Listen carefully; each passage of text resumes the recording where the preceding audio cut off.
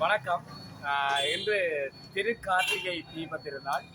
இந்த திருக்கார்த்திகை தீபம் என்பது பிரம்மாவும் விஷ்ணுவும் படைத்த தொழிலை செய்கின்ற பிரம்மாவும் காத்தல் தொழிலை செய்கின்ற விஷ்ணுவும் தங்களில் யார் பெரியவர் என்ற ஆணவத்தினாலே தங்களுக்குள் மோதிக்கொண்ட பொழுது எல்லாம் வல்ல பரம்பொருளான சிவபெருமான் சோதி வடிவாக தோன்றி இந்த சோதி புலம்பின் அடியையோ நுனியையோ கண்டு வருபவர் எவரோ அவர்தான் பெரியவர் என்று ஒரு அசரீதி கேட்டது.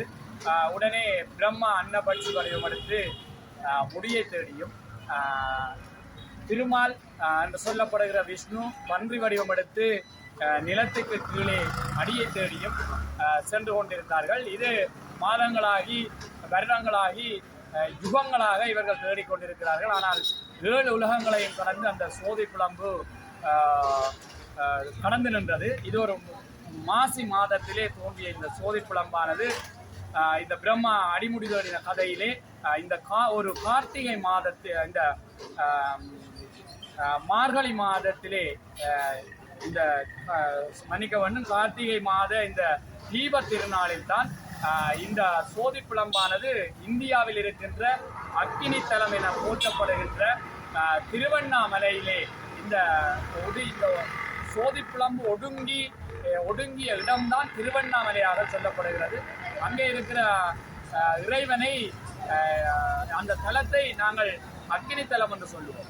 ஆகவே இந்த சிவபெருமானுடைய இந்த சோதி புலம்பு தோன்றிய நாள் மாசி மாதம் மகா சிவராத்திரி அன்று அது ஒடுங்கிய தினம் இந்த திருக்கார்த்திகை தீப திருநாள்.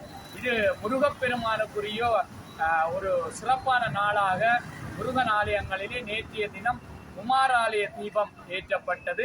அதே போல இன்று வீடுகள், கடைகள், வேலைத்தலங்களிலே அனைத்து இடங்களிலேயும் இந்த தீபம் ஏற்றுகின்ற நிகழ்வு நடைபெறும். இது அந்த அடிமுடி தேடிய கதையை உணர்த்துகின்றது.